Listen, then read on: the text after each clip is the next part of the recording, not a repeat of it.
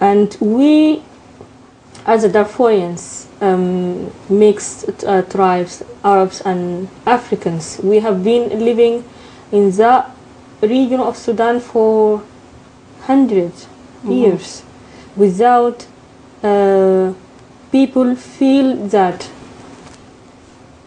there is something different. People live together, people share everything together, until in 2003 when a group of African origin,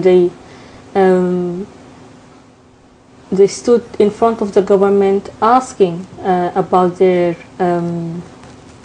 rights as Sudanese civilians.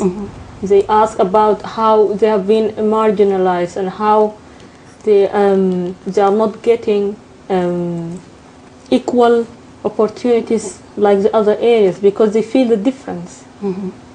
When the government see that group, then they start, we don't want any black in this area, so they start targeting the blacks. It's like ethnic cleansing. Yeah, it's absolutely ethnic cleansing. And the rape, I also read somewhere that the reason why the Janjaweed were raping the black women is for them to have mixed race children, so that as time goes, they'll have a whole population of light-skinned people. Is that true?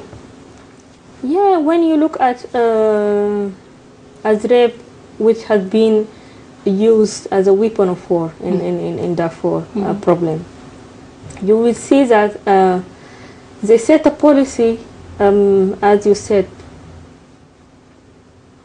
they want to clean the land from any African origin people, and so by raping African women, they are going to give birth to Arabs, which is at the same time it's like a type of ethnic cleansing as well.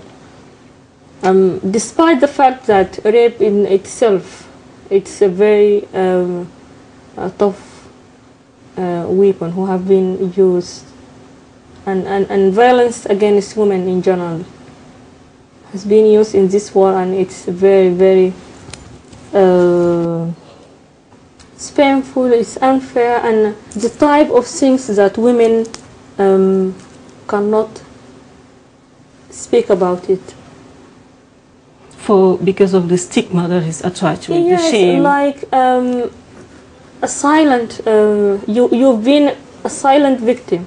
You can't ask about what has been happening to you. You can't even speak about it. And you know that for many reasons, it's not just for cultural reason or religious reason or something like that, but because they know people who are living in that area, traditionally women are not free to speak about their experiences, specifically rape, and they feel they feel ashamed. The family who have got a daughter or woman who have been raped, they feel shame. They prefer to keep silent. Some of them do kill themselves because of that. Yeah, and you know what? It's rape itself. It's a type of trauma which has a very bad consequences. The stigma. Yes, the stigmatized that happens to women. It's very tough, and some of them they suicide themselves because they cannot survive with all the feelings and the bad emotions they have. And when all of these experiences happening to the women, where are the men of Darfur, the men of your own tribe, the men who were supposed to be protecting you, shield you from all these things that happen? Where are they? The men, most of them, they have gone and carrying the gun. They went to fight the government, to protect the others, to protect the women, the children, the elderly, the vulnerable people who can't do anything, who cannot protect themselves. So most of the men have joined the rebel groups to fight the government. You became a doctor at the age of 25. Can you tell me a little bit about your background, your family background? How did that happen? Because most women didn't have the opportunity that you've had.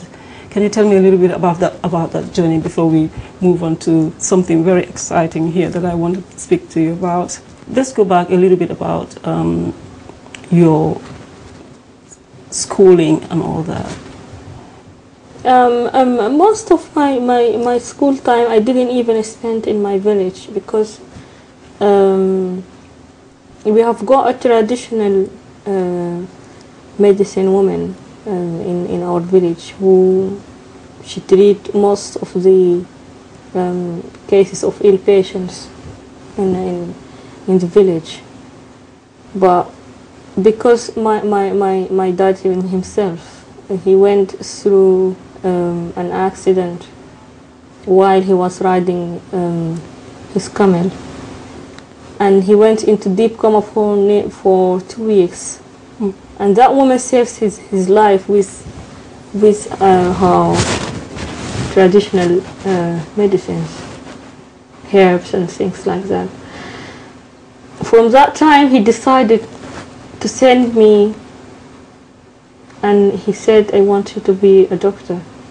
And he sent me away to get my education since I was 6 years old, to the town, and I lived there with my relatives during the school days, and then until I went to university. So his dream comes true. Okay, he wanted his daughter to be a different person and get a life that most will dream, but will never come to to achieve, and things like that. Which was why you were able to have like the first-hand experience treating victims of rape and all sorts in Darfur, which put you in trouble in the first place, because you saw that happening and you just wanted to say no to that, and it put you in trouble. So after all this that happened in Sudan, your experience, and you find yourself in the West, you did everything to make your story known to everyone, make people understand what is going on in Darfur. You wrote the book. You met President Bush. Can you tell us a little bit about meeting President Bush? Did you highlight the topic to him, what you wanted him to hear? Did you raise the profile of what is happening in Darfur? What did you make him understand? What did you speak to him about? Before I went to that, let me come back when the journalist Damon Lewis, he was asking me to write my story, and I told him who might be interested in my story, writing my story in a book, whom is going to read it. And he said, because you don't know what is going to happen next. And when the book launch, I remember it was in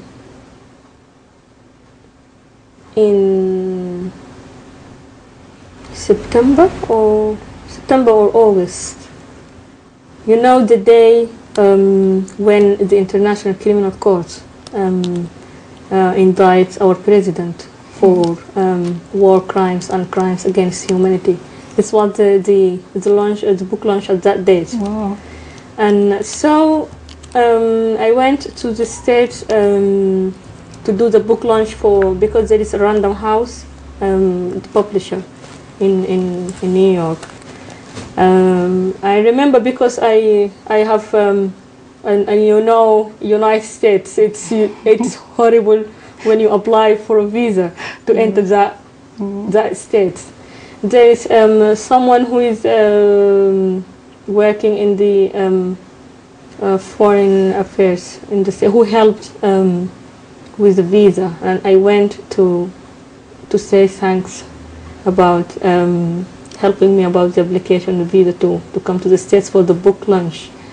And he was working with the African affairs in the White House, and said, "Can I meet the president if is it possible?" I was joking at that time, you know.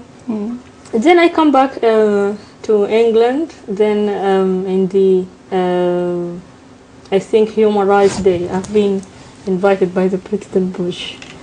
So I remember when I was talking to Damien, who might be interested in my story. So at that moment, I saw the difference, and I feel it.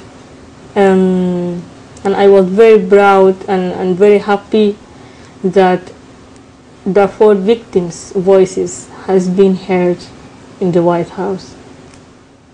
So when you met him in person, what was the most thing he was interested to know?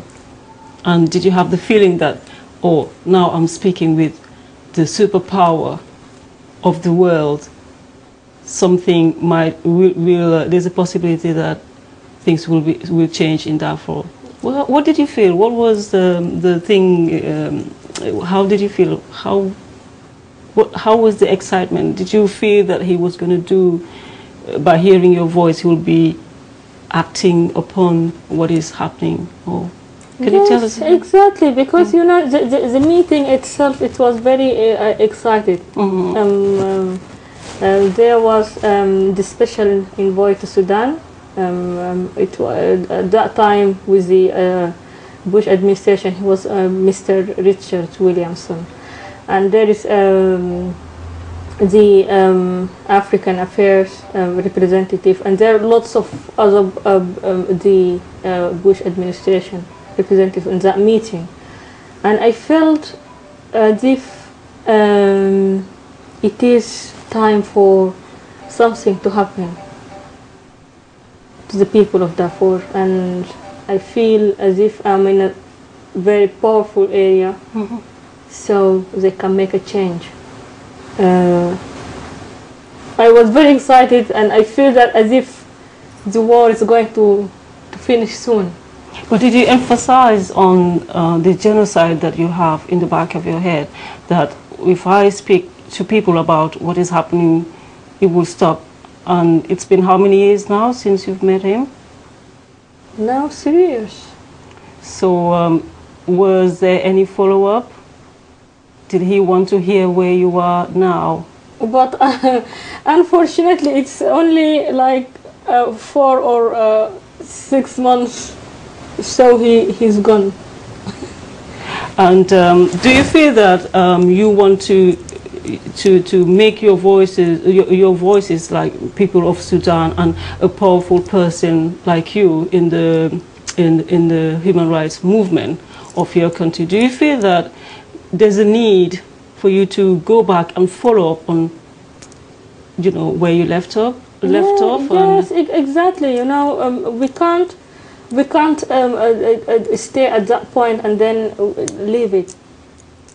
Every single thing in the world or in life in general needs follow-up. If we forget things, if we stop keep following and asking, so nobody will listen and nobody will react to make a change for us.